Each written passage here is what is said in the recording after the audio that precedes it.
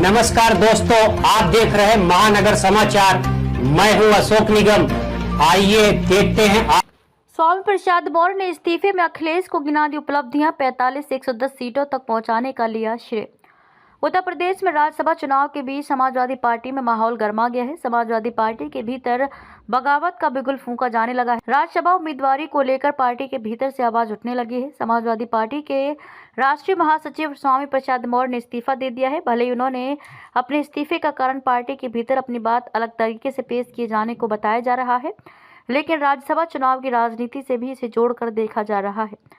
भाजपा की ओर से पिछले दिनों 7 सीटों पर उम्मीदवारों का ऐलान किया गया, लेकिन समाजवादी पार्टी की ओर से उम्मीदवारों का सीधे नामांकन हुआ। इस मामले ने पार्टी के कई उम्मीदवारों की उम्मीदों को तोड़ दिया है। इस बीच स्वामी प्रसाद मौर्य के इस्तीफे और इसको लेकर भेजे गए पत्र की चर्चा तेज हो गई है। उन्होंने समाजवादी पार्टी में आने के बाद बदली स्थिति की चर्चा की। उन्होंने कहा कि पार्टी में आने के बाद यूपी विधानसभा में सपा विधायकों की संख्या 45 से 110 पर पहुंची है। एक प्रकार से स्वामी प्रसाद मौर्य ने इस्तीफा पत्र में यूपी चुनाव 2022 में बड़े जनाधार का सारा क्रेडिट लेने की कोशिश की।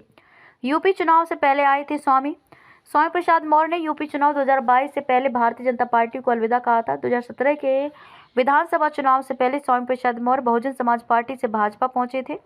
स्वामी प्रसाद मौर्य समाजवादी पार्टी में आने के बाद यूपी चुनाव के मैदान में उतरे, हालांकि अपनी सीट भी बचा पाने में कामयाब नहीं हो पाए। पार्टी महासचिव के पद से इस्तीफे के बाद उन्होंने पत्र में कहा है कि जब से मैं समाजवादी पार्टी में शामिल हुआ, लगातार जनाधार बढ़ाने की कोशिश की। सपा में शामिल होने के दिन ही मैंने नारा दिया था, 85 तो हमारा है, 15 में भी बंटवारा है। भारतीय संविधान निर्माता बाबा साहेब डॉक्टर अंबेडकर का जिक्र करते स्वामी प्रसाद मौर्य ने कहा कि बहुजन हिताय बहुजन सुखाय की बात उन्होंने की थी। डॉक्टर राम मनोहर लोहिया कहते थे, सोशलिस्टों ने बांधी गांठ, पिछड़ा पावे 100 में 60। शहीद जगदेव बाबू और रामस्वरूप वर्मा जी कहते थे, 100 में 90 शोषित है, 90 भाग हमारा है। सामाजिक परिवर्तन के महानायक काशीराम का नारा। स्वामी प्रसाद मौर्य ने एक आरोप लगाया कि पार्टी ने हमारे नारे को निष्प्रभावी बनाने की कोई कसर नहीं छोड़ी। विधानसभा चुनाव 2022 में सैकड़ों प्रत्याशियों का पर्चा और सिंबल दाखिल करने के बाद अचानक प्रत्याशियों को बदलने का भी मामला उन्होंने उठाया। उन्होंने कहा कि इस प्रकार की कवायद के बाद भी हम पार्टी का जनाधार बढ़ाने में सफल रहे। इसी का परिणाम था कि सपा के पास जहां मात्र 45 विधायक थे, वहीं यूपी चुनाव 2022 के बाद ये संख्या 110 विधायकों की हो गई।